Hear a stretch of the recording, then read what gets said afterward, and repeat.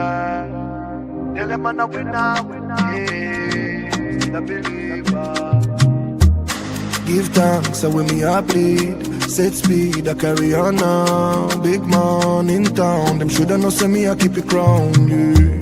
Plant seeds, work feed. Well, enough of them want ready born. When the food gone so long, them run.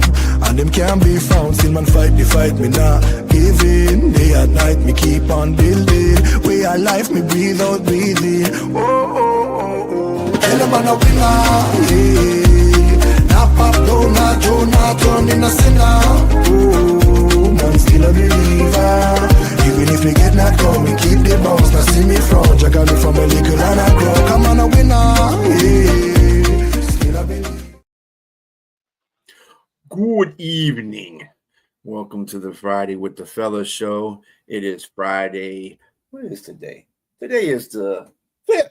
Yeah, the 5th. I gotta look at my calendar. I don't know where I've been all day. Anyway, it is Friday the 5th of September.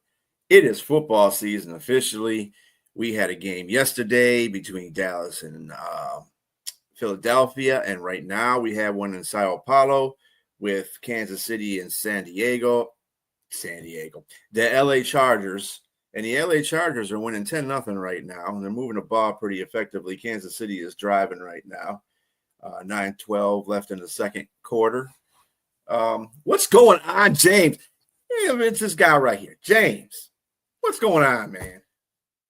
Man, look, the way you came in with good evening, I was like, oh, is it Halloween? Is it Friday night? I mean, what's going on?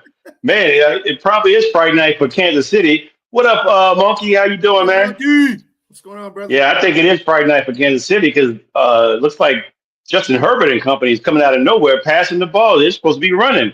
With brand new rookie, Najee Harris, a big offensive line. You think this is Jim Harbaugh's, Jim Harbaugh's, his mantra is to run the ball, but I think he knows what he has in Justin Herbert, and they look like to surprise Kansas City.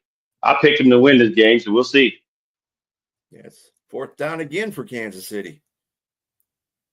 Damn, 4th and 1.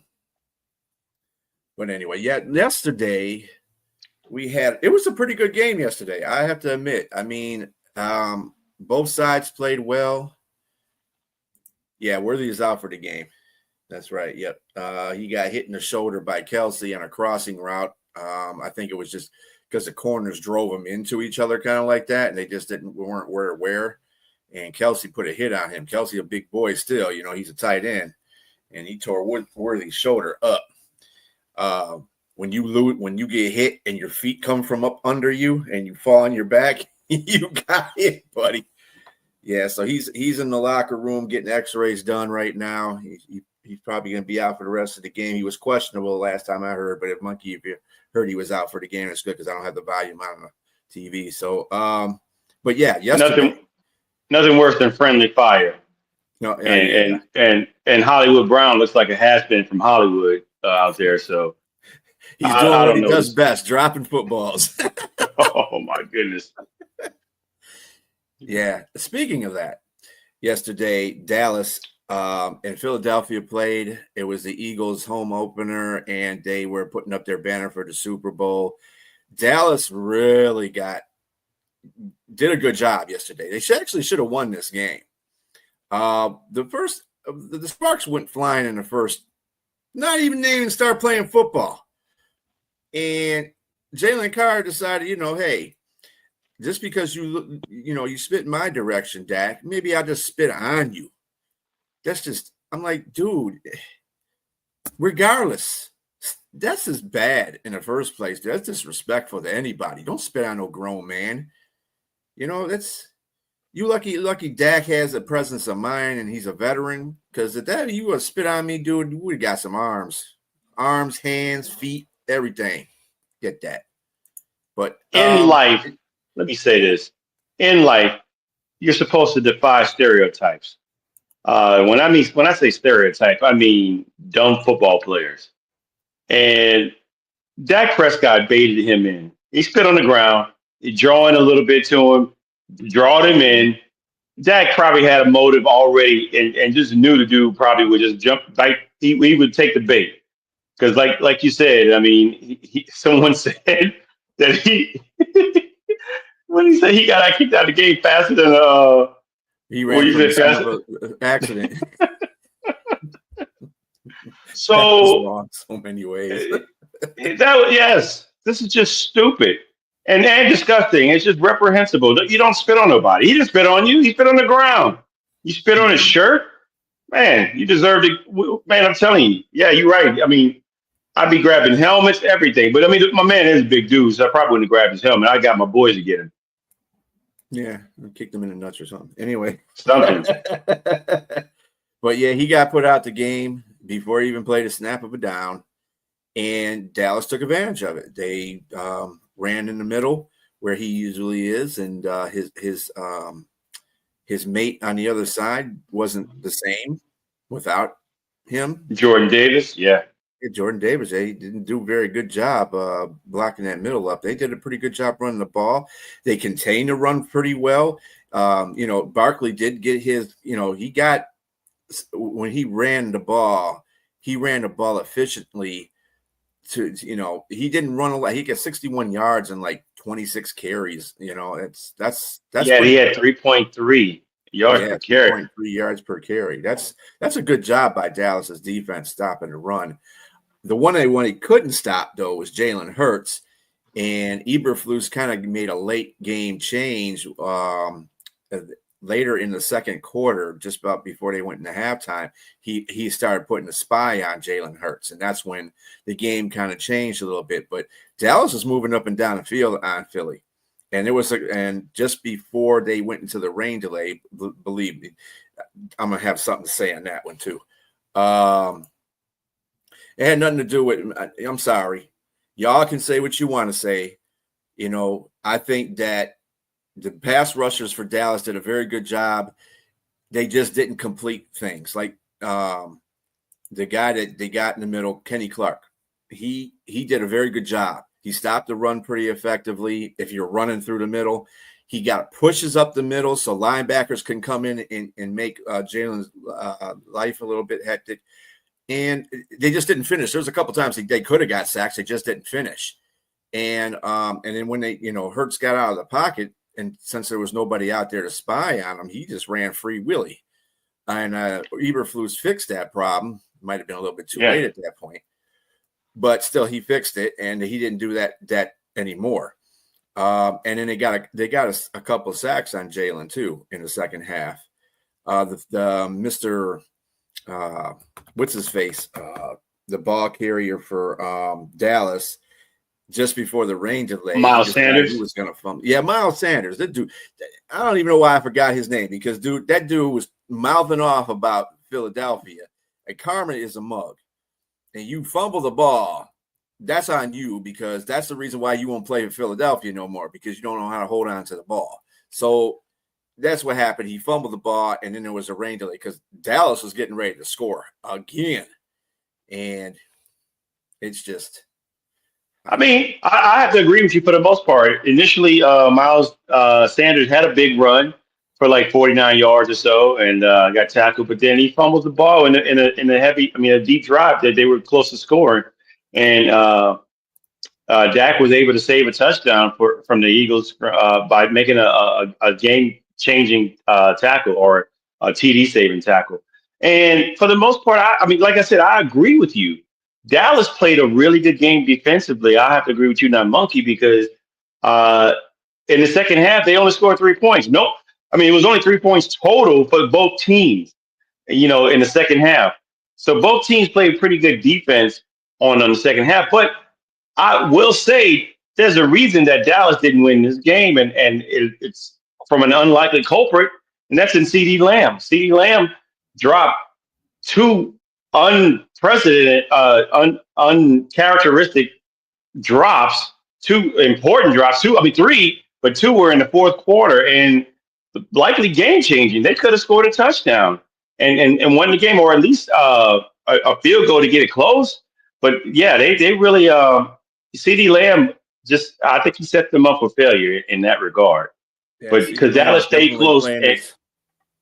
He was playing his namesake in that one, a lamb. The dude dropped. He dropped 2 passes. I think he dropped 2 passes in the first half too that were right to him. I mean, I'm like, dude, does Damon Brown St. Brown have to send you the Jugs application for $19.99 so you can learn how to catch, man? Because and then a couple of people, Dallas fans, like, oh well, that's because he didn't play in preseason. Nope, don't even go there with that. Not all that money he's getting paid, sir. No, not all that money. Dak was out there balling, moving around, balling. Moving around in the pocket, noticing where people are coming at him. He was just doing his thing, throwing the ball where it needed to be. And it was a tale of 2 halves. CeeDee Lamb looked like Jerry Rice in the first half and looked like Featherstone from Necessary Roughness in the second half. The ball was just bouncing off his hands. And because the ball was there. It was in every key spot. It was right in his hands, and he would drop it. Oh. Yeah. And then Philly fans were like, well, they countered with, oh, well, if we would have thrown the ball more to Brown, Brown was hurt. There was a reason why they weren't throwing the ball to him. He wasn't 100%. The cornerback was sticking on him like glue. That's how slow he was moving. And the one time that he did get the ball near the end there to get a third down play, they had him coming across drag route. So he got away from the corner then, but glue was on him, and because he just couldn't move around like he thought he could. So hopefully he improves. Or he gets enough rest for the next game so he could be more effective. But he was not He wasn't effective in that game at all. And you have to give credit to the secondary of Dallas. Oh yeah, Duran and Bland and Diggs are back. I think they're both back healthy. This team looks healthy right now, so we'll see where they go. This is the first game. No reason to overreact, but they do look a little bit better than they were, I think, and part of it is because they already had talent, and I think everybody's healthy in the first game out. So yeah, Dak is there. That just changes the whole perspective of that team, because last year Dak got hurt and he wasn't playing for the whole season, so the rest of the season. So that effectively just messed up their whole team. Now he's back and he's healthy. He looks leaner. The dude is a freaking monster out there. He had they showed him with a shirt off, and no gay going on here. But anyway, the dude looked buff. All right. He was leaner. He was faster. He was making a lot better decisions. That one play where he dipped out the throw downfield, and I think it was the first quarter, he ran away from the blitz, and he broke like 2 tackles before he threw it. That dude, I said, wow. Now that's a Dak I'm looking for, And he played. It's a Dak that looked like he was that got him that contract, got him a couple contracts. And people don't realize Dak Prescott was a baller in college. He played for Mississippi State.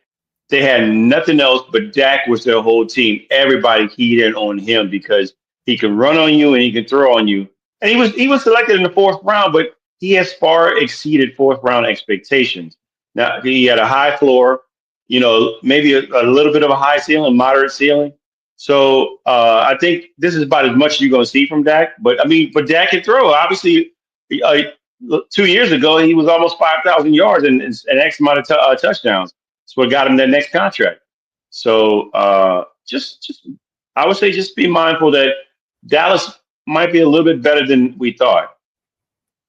Yeah, Javonte played pretty well, too. He had 2 touchdowns in that game. Not too bad. I mean, Miles Sanders was effective, but that dude is slow. He is slow. When he broke away for that 50 yards, it's like, what? How do you break away from there? But he got and he got caught, too. In fact, Cooper DeJean, he was up there. He tried to knock the ball out of his hand before he tackled him. He could do all that and eat lunch and everything by the time he tackled him. I was like, dude, the dude's slow. But what's going on, Robbie? What's up, man? So yeah, it was just a very entertaining game. I think Philadelphia a couple of times lost their kilter. I think that's something about Nick Sirianni team. Sometimes he doesn't have them being disciplined, and that gets them in trouble with the Jalen deal. There was a couple other penalties they got, personal foul penalties they got for just John. And then there was the one penalty that somebody ripped one of the Dallas Cowboys headgear off, but yet they got 2 penalties. I'm like, did you not see? There's a guy that doesn't have a helmet on. I don't think he took it off just because he wanted to. Somebody ripped it off his helmet. Jeez. It was Cooper DeJean. It was him. I think this is a punt return or a kickoff return. I think. Yeah, it was a kickoff return. Yeah, kickoff return. Yeah. Yeah. So it was. There she is. What's going on, Sonja? In the house. Hey yo. Hi guys. I couldn't miss out. How y'all doing? Pretty good. How about you? Good. Sorry I'm late for the party. Duty call. Right. It's okay. They're late now. Better late than never. Yeah, I text y'all to let y'all know I was coming. So good Yeah. evening, everybody that's coming on and all that stuff. I see y'all talking about my favorite topic. So I'm just gonna let y'all wrap that up. Y'all Right. been handling it, and then we'll delve to the next. But let's definitely talk about that. How far have y'all gotten? 15 after in this conversation. We're still talking Dallas and Philadelphia from last night and how good the game was. It was a really good game. I thought Dallas should have won because of CeeDee Lamb. CeeDee Lamb was shut down. He was part of the Eagles' offense on the sly. I think this game was kind of doomed from the beginning when, Jalen Carter and this Dak situation. I think that right there isolated it and kind of evened the playing field. Because if you think about Michael Parsons, Hi Monkey being the recent trade, and then now seeing Jalen out for the game, that kind of literally evened the playing field. I wouldn't get too hopeful though, Cowboys fans. Like, this is just a one-off for you guys. It's the first game. Don't get too, all riled up about it. I mean, they got hope. You always can have hope for your team. I would say the same thing for the Philadelphia fans too. Don't get all riled up because you kind of look soft out there. Kind of look soft. And have y'all Dak was just throwing bullets all over the place on them. So I mean, they got a young team, a young defense right now. So we'll see how that works out for them. Dak looked really good coming back from that injury. He looked spry. He looked like he was literally not limited in any way. Still speed, still agility. Didn't see a whole lot of running from him, especially in comparison to Jalen Hurts. But I mean, Jalen was making it happen for the Eagles. He was the Eagle. Like, he made up the difference. He was the offense on that team. But I mean, what do you guys think about? I don't know if y'all have already talked about it. If you have, please forgive me.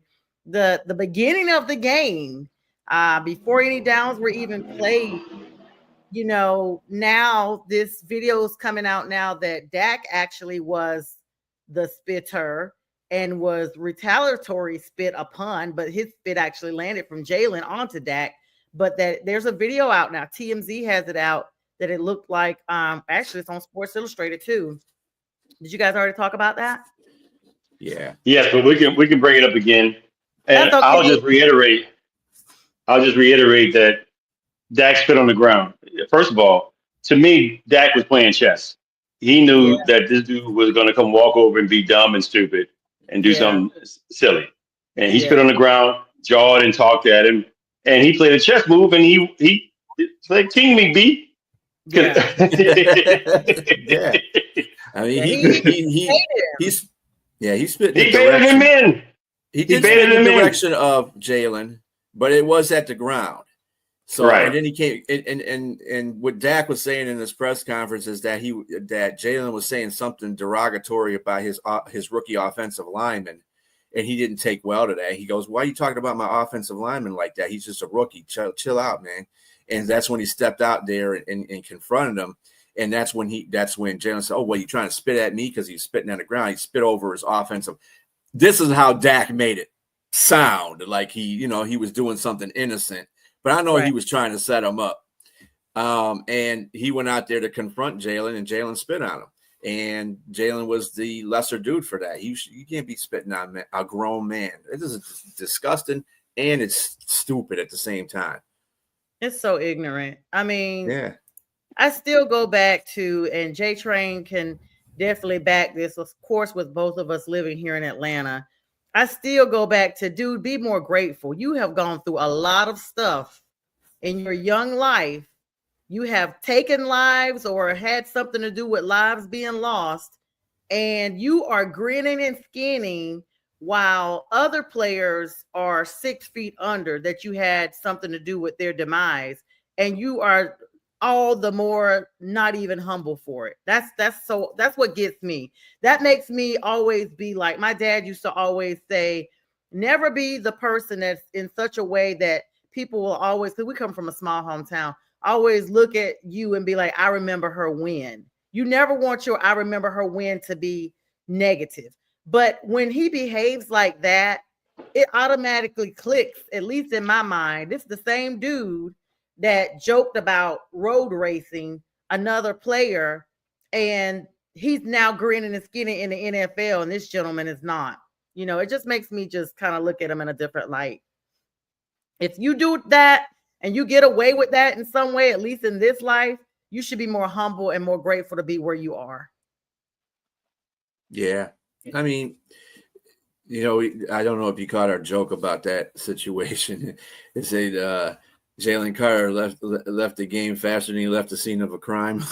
Oh no! Did you guys say that on here earlier? I didn't.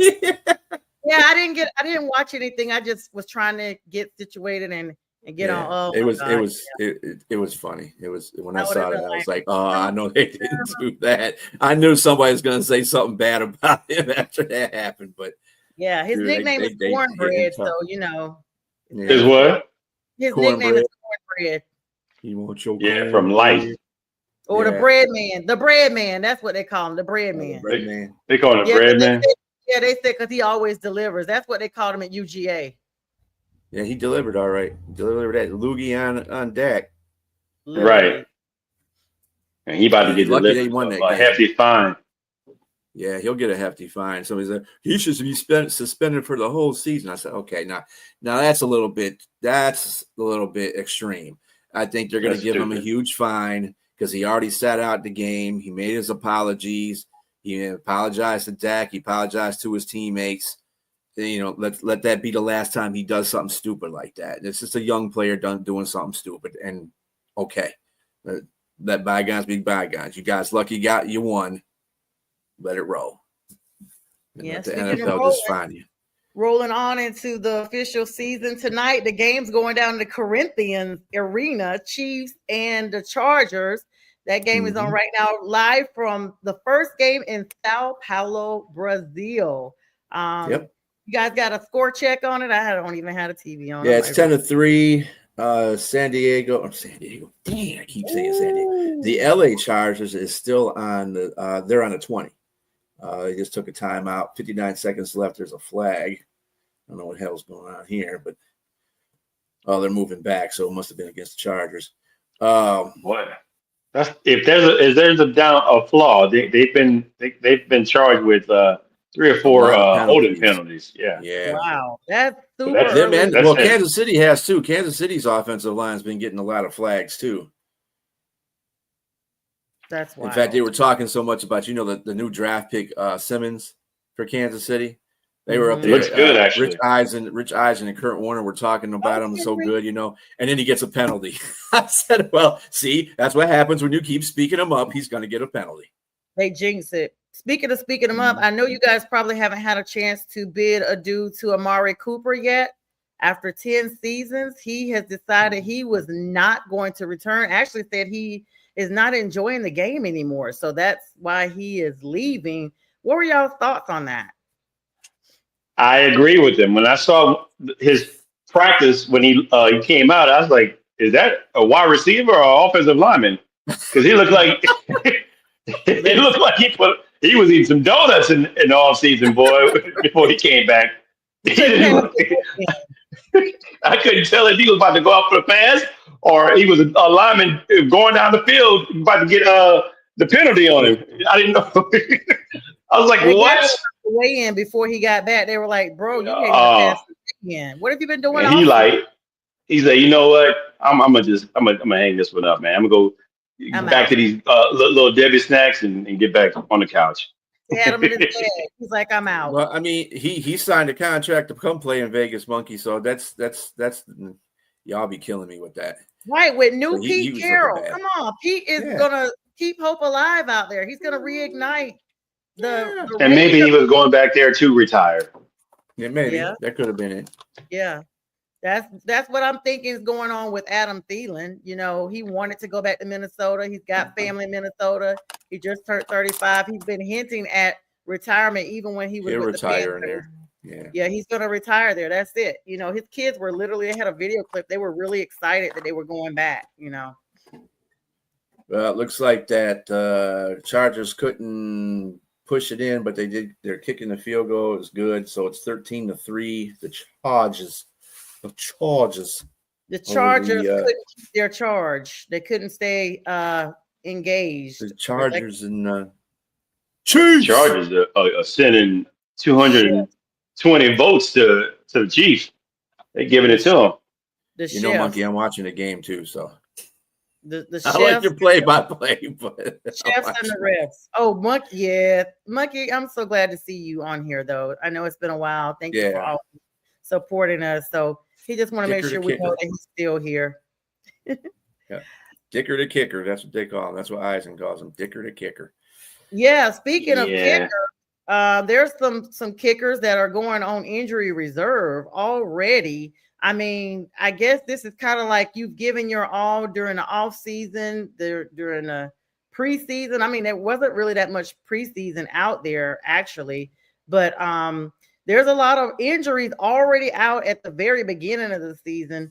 And the first is going to be Tyler Bass for the Buffalo Bills. He's going to be on injured reserve with a left hip groin injury. And the team has now signed Matt Prater, who is expected to kick on Sunday's game.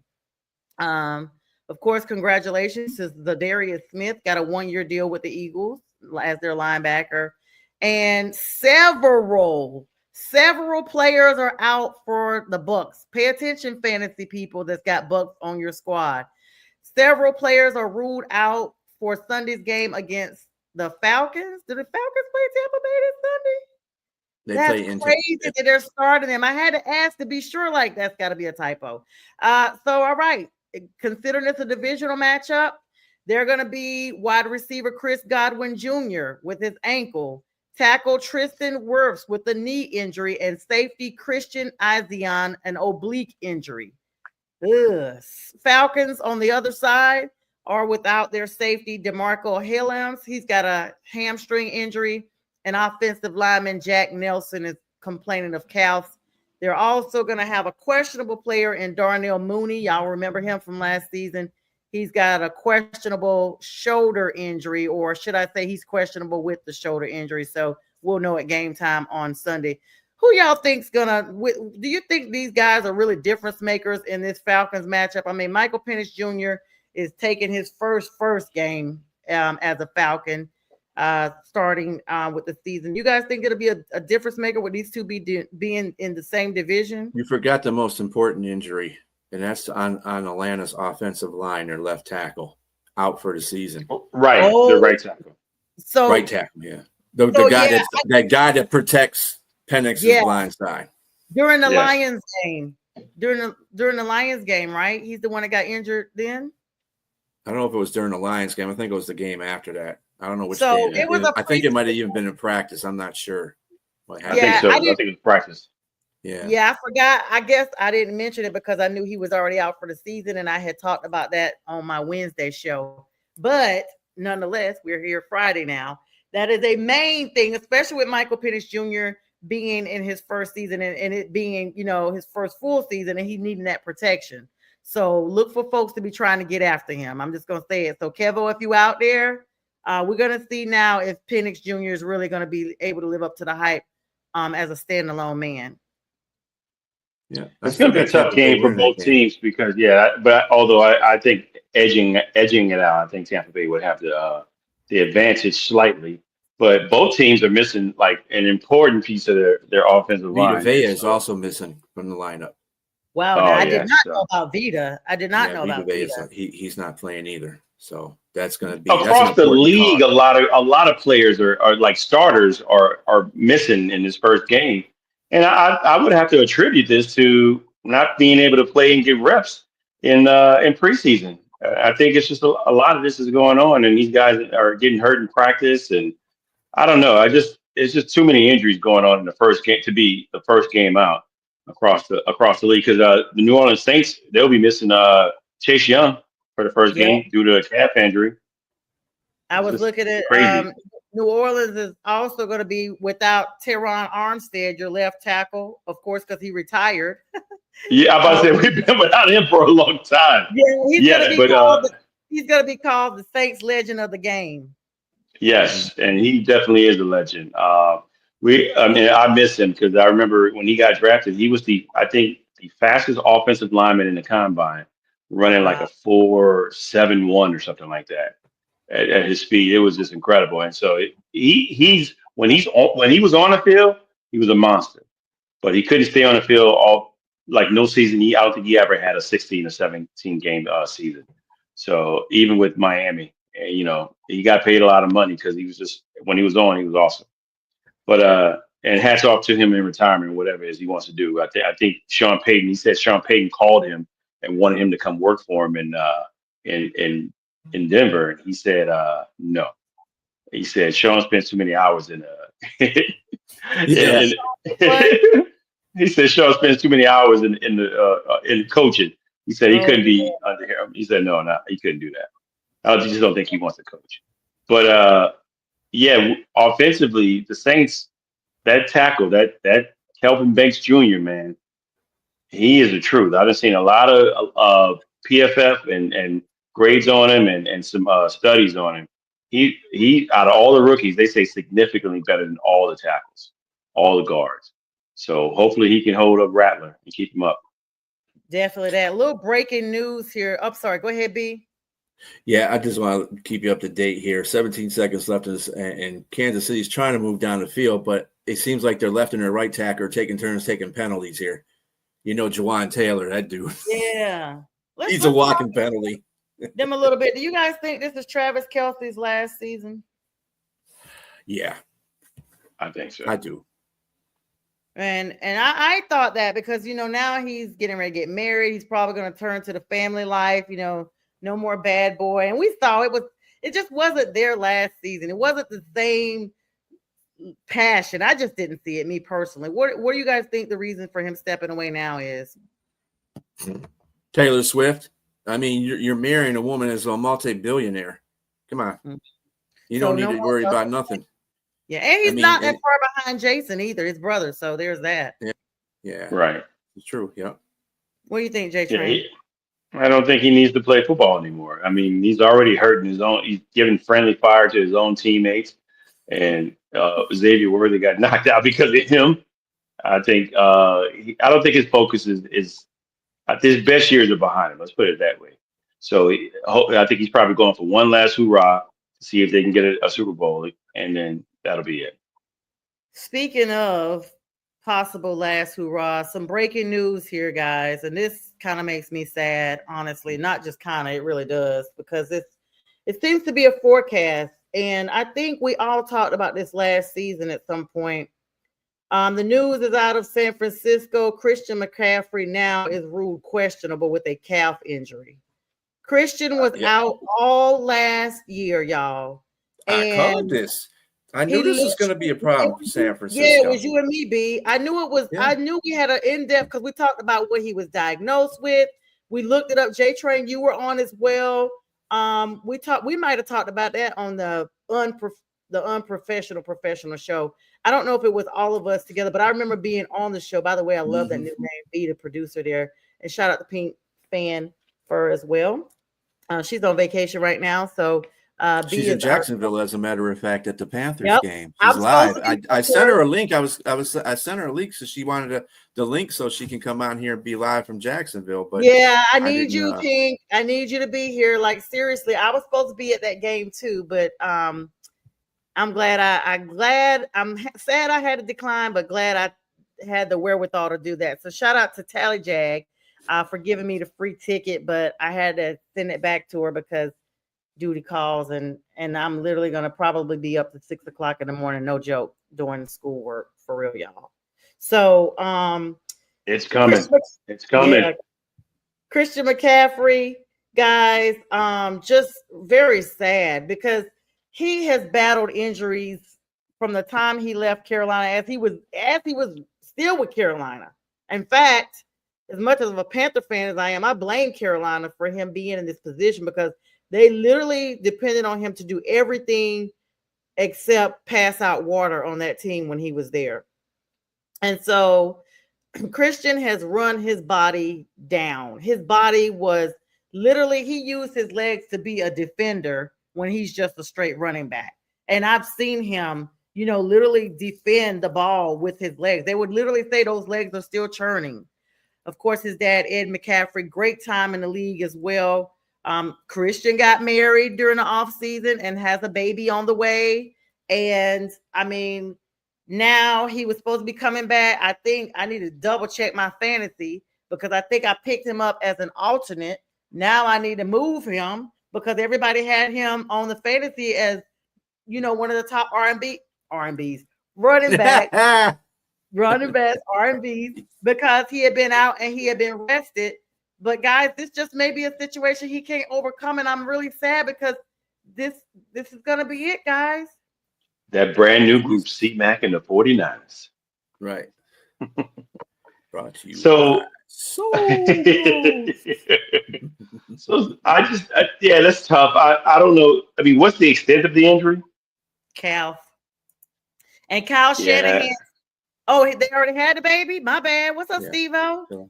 I totally missed that. So I've been busy, okay? I haven't been on the socials that much. I had a lot of schoolwork. Y'all know how I roll. I mean, but they're saying Kyle Shanahan doesn't want to discuss it. That's what it was quoted as saying. So that's what makes me worry even more. And you have to take in the fact that they traded for another running back to come in with Brian Robinson Jr. So that to me, all this leads to say that at best he'll be a sideshow running back, but he'll definitely be he'll be splitting time for sure. Well, he got injured. If you guys want to know, he got injured at practice yesterday. That's how it happens. Yeah, he's a walking mass unit. I'm afraid for him to play a game and actually take a hard hit because that might be the last time he plays. It's too many doctors have said he's got regenerative. What is it called? Where your leg, your bones in your body are breaking down slowly, or your muscles or something like that are breaking down in your legs slowly. I forgot, it's degenerative something. Steve-O, what is that? What is that called? What is it called? Because Steve-O's our resident 49er fan, so he should know. Well, McCaffrey was quoted as saying it's nothing serious. I'll tell you that. Like I said, I feel great about where I'm at. Unfortunately, when you have the injury history that I have, sometimes when you don't practice, things get blown out of proportion. But like I said, I feel great, and he plans on playing Sunday. He missed almost all of training camp last season with what the team initially called a calf injury, only to find out it was worse. So we hope this is not the same calf injury that we find out now later is worse. And he was expected to be ready for the start of the season. And that's when they told him he had bilateral Achilles tendonitis. There you go. That's what I was going to say. I hate hearing calf injuries because it's usually code word for Achilles. There's usually a code word for something wrong with your Achilles. And so I just hope that, he just takes it easy because we're just talking about in basketball, just in the in the playoffs with what's the kid's name for Indiana? I can't think of his name in basketball. The kid that tore his Achilles in the Toppin, Obi Toppin. No. The for guy that was killing it. The guard, the star. Yeah. Oh, I don't can't know. think of his name. You can see basketball is not a topic of our brain right now. Right, we will. Right. Wait a minute, what? But he had a calf injury, and then he still went to go play, and then it led to an Achilles rupture. Well, they said McCaffrey during the offseason went all the way to Germany to see a specialist, and he missed the first 8 games of the season, came back from Germany to play 4 games, and went down in week 13 permanently. Tyrese Halliburton. Tyrese Halliburton. Yes. You should have just said his daddy, and I would have remembered. It seems like that felt so far ago. It just seems like that was so long ago with that situation. We just move on, we just move on. Right. Well, I don't know. We definitely wish Christian the best. I don't know. He's so young, but there's a short shelf life with running backs. Very short. I can't even say it. Shelf life. It's like a tongue twister. A short. And let's say this. He's young. He got paid. He was probably the highest paid running back. So he's got his money. He's got a new family. If he don't play anymore, I mean, it might be a slight boohoo moment, but not enough to say that you're not going to go into your next phase of your life and not be well off and successful, which I think he still can be. I think that's what it was. Degenerative. That's it. Neuropathy. Yeah. Did you guys talk about at the beginning of the day of the show? Did you guys talk about Xavier Worthy getting knocked out of the game? Yeah. That's crazy. I just saw that. Like he was already. I know he is on either one of my fantasies or something. I need to double check. I'm about to probably spaz. I don't even want to look at it while we're. Well, I'm glad I played Juju. Well, that's what we were saying, Sonja. We were saying that Kelsey sending friendly fire to his own teammate. He's the one knocked him out. Yeah, that lets you know right there that he is on his way out. The highest paid now. Yeah. Oh yeah, of course. I did say was, my man, was. I don't know what they got going on in this game, but this halftime show is a little bit provocative. Oh, yeah, they are over there in Brazil. Yeah. Are they doing a Coming to America wedding presentation? What is it? No, they're gyrating. Yeah, that's they're what I gyrating. All right, what do you guys think? Now, the season is upon us. Of course, Sunday, we're going to get a chance to see this guy up close and personal. You guys remember the preseason opener with Shedeur Sanders versus the Panthers, and they said it was the highest watched preseason game in NFL history, that game. But guess what? Panthers are about to draw in the ratings again on Sunday when they play Mr. Hunter himself, so the world can watch if he's going to be on these dual roles. Now, the coach for Jacksonville has said they're going to be flexible. Don't get it twisted right now. However, Travis is saying, nope, I'm definitely going to be on both sides of the ball. How long do you guys think that's going to last in the NFL? They're going to play him like Dion was played like that in Charles Woodson. Those type of players that can play two ways. I mean, I think they're going to play him at wide receiver mostly, and like if they're in a tight game, they'll probably put him in dime packages, or nickel or dime packages when they need defensive stops and stuff like that. So I don't see him playing a whole ton of defense, but I do see him being in the passing game a lot. Because he is pretty good passer. Receiver. He's a pretty good receiver, and they need somebody opposite Brian Thomas. So, what do you think, JTrain? That's a good point, B. Yeah, I mean, I think his time is going to be split 70-30, maybe 70 wide receiver, 30, like B said, nickel packages. But at the same time, he wants to play. He wants to play on both sides, and I think he will get a bit of a little. If he pushes, he'll get the time. But long term, I don't see that. I mean, for his size, I know guys his size can't play one side of the ball and play long term. I just don't think that he's going to be. He's not big enough to me to play both sides against the best talented people. Because they're going to try to put. If he plays defense, they're going to put the best wide receiver on him. If he plays offense, they're going to put their best or second best cornerback on him. So I don't see it. I think he's going to be a good player. I think he's going to be very good. He's an excellent athlete. But I just don't think that, Dion was a far better athlete, and Champ Bailey was, as well as some of these other guys, Charles Woodson. And they could not do that. They just couldn't do it. It's just too much. The game is too rigorous. If he does do it consistently, just look for his career to be shortened to about 6 or 7 years. Mm-hmm. Yeah, that's what I said too. I mean, the human body, it sounds good, and it may have looked good in college when y'all weren't really playing a lot of opponents, so you weren't as tired. But this is a grown man's league. This is full-fledged, as Tip says, our friend, big beefy men, bodies on bodies on bodies. Shout out to you, Tip, Tipping Point. Y'all check them out. And so right now, the coach is, saying he's going to basically be flexible with him, as well as they are working on how much time he's going to play against the Panthers within the next 24 hours.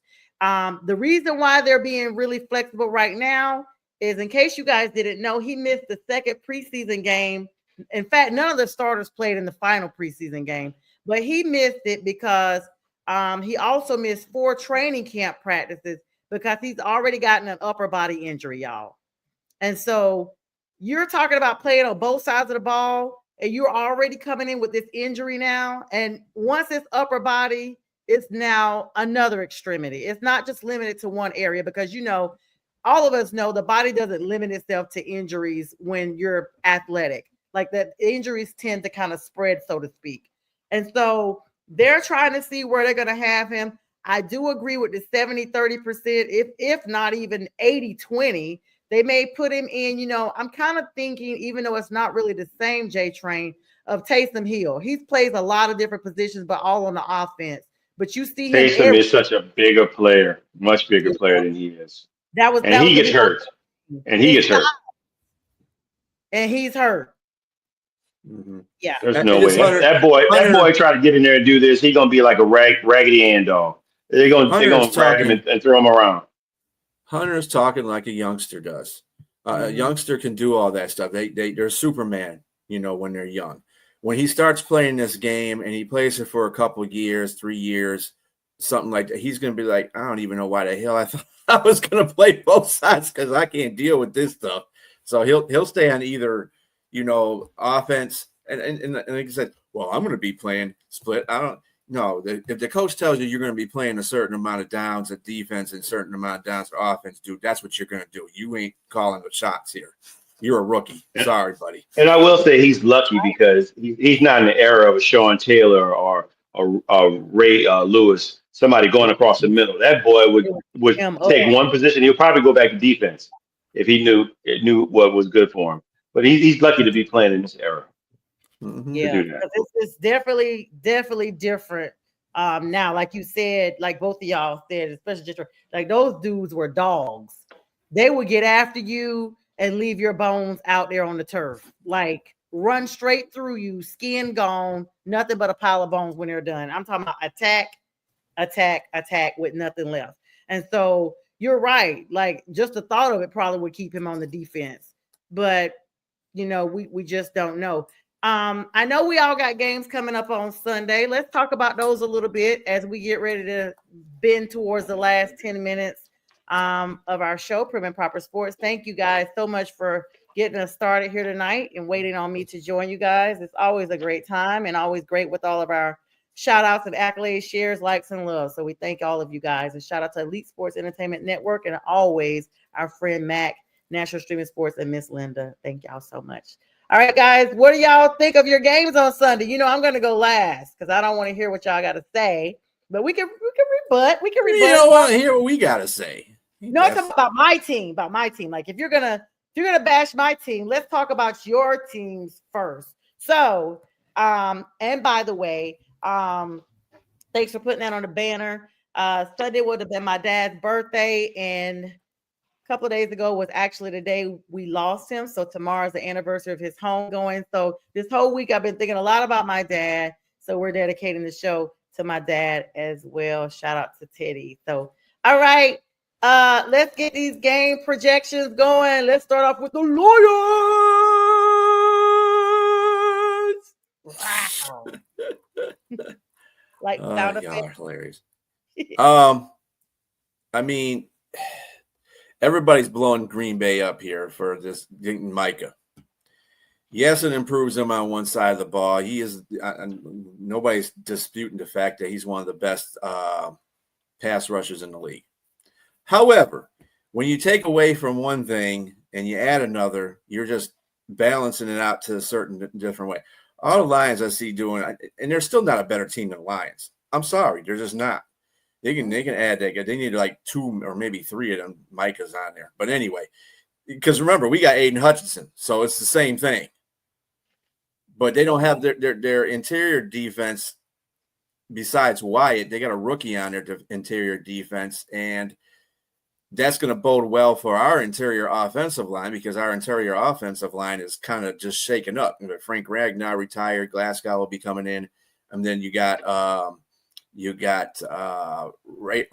on one side, and you got Simo on the other side. Christian Mahogany's actually played games. You got a rookie on another side, and then Glasgow has been a center. He was a center in college. He's a center for the Broncos, so he knows that position. He's not Ragnar, of course.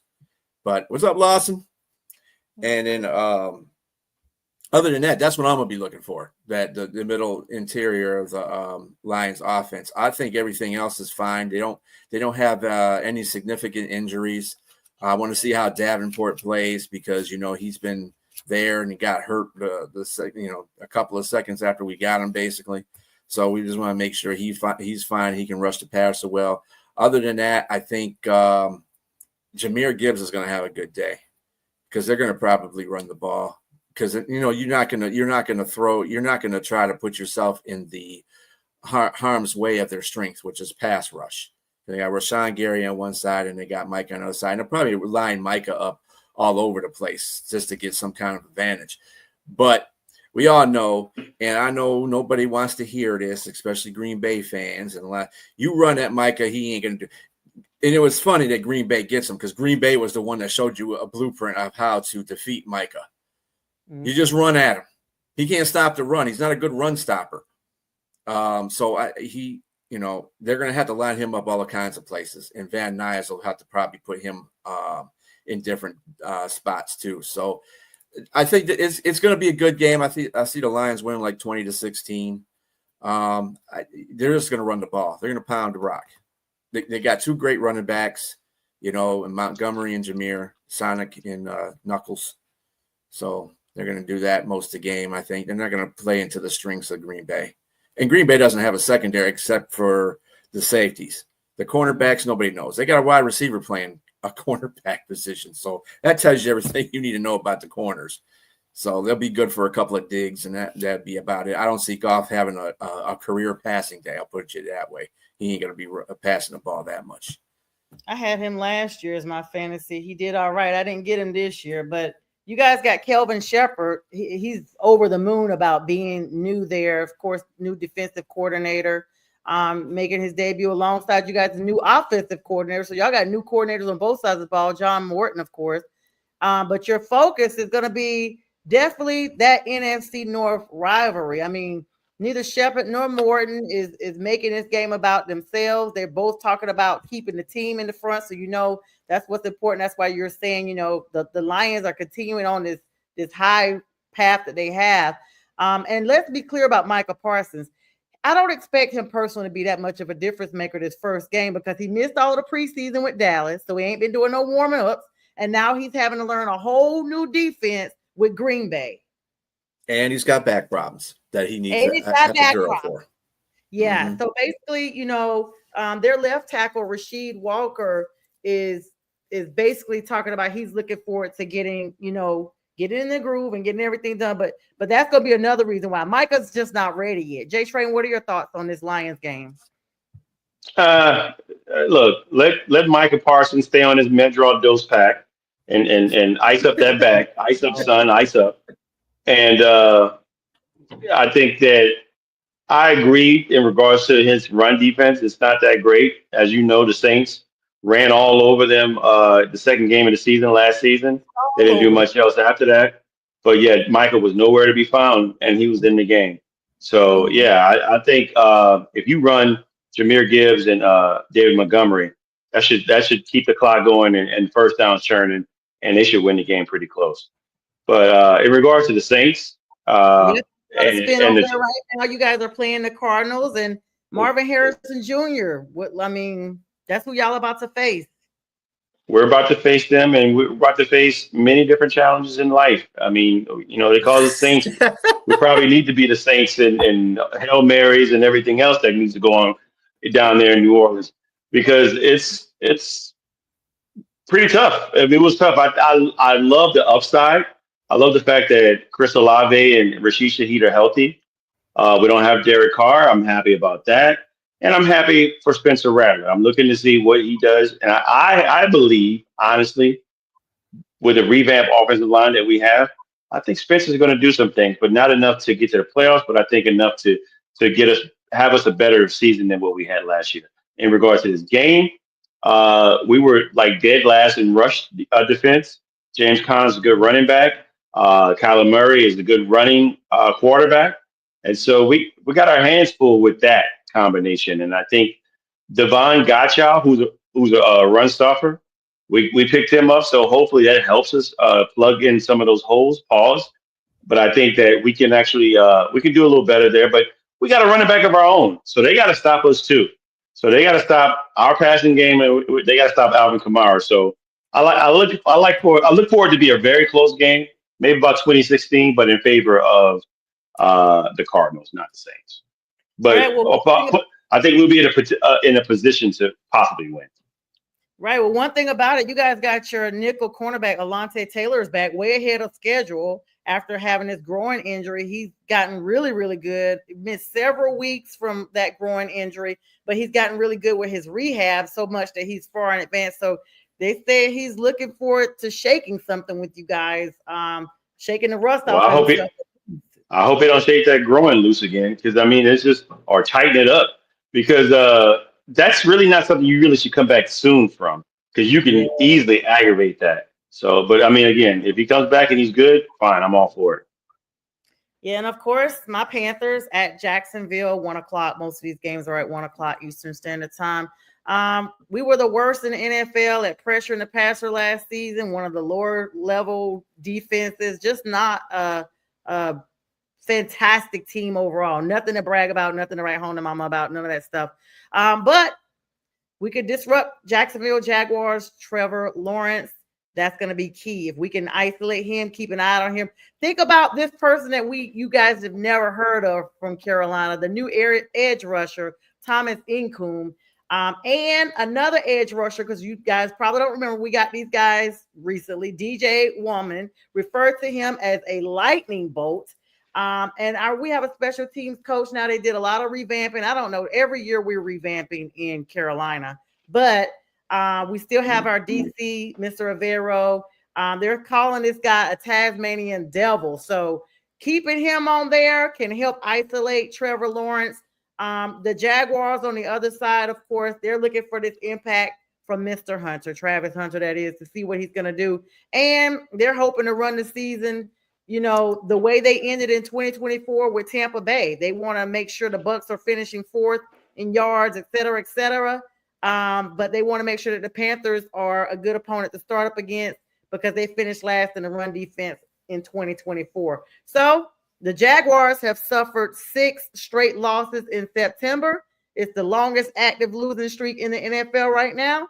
And they're going to be 1 game shy of tying the second longest streak in franchise history. And we're going to be there to give it to them. So that's 1:00. This battle of the claws. What's the last score we got here, BA? As we get ready to wrap this last minute up. It is now 13-6. Kansas City got a field goal just as time was expiring in the half. They have the ball at their own 30-yard line. And look at that, a flag. Like I've been seeing that the whole games, just out the corner of my eye. A lot of penalties, and this virtual replay is insane. The first down and the moving of the chains, digital, everything is just AI. Common tried to warn us. Tomorrow morning, I know you guys, B, you and Jay, are going to be with Jack with the debate show. Sunday morning, the big Sunday morning sports show is back. 2 hours, 8 a.m. Eastern Standard Time to 10 a.m. Eastern Standard Time. That time flies by before you get to church. Make sure you check in with us. Lots of shows throughout this entire weekend. This is Friday night with the Fellaz. We're here live, and Any other closing thoughts, guys? Oh, by the way, Derek Carr is one of the commentators on this. Well, he was the pregame guy on here. YouTube, you know what? I like YouTube, but let's not have any more football games on YouTube, okay? That's it. All right, guys. And with that, we bid you guys a great weekend. Thank you guys for likes, love, shares. JTrain BA. I'm Sonja, and we are out. Win a lose a man a winner, and that's for certain. Never take no program, come me and me own dance. So me go and shada. Tell them I'm a winner, yeah. Nap up, don't not turn in a sinner.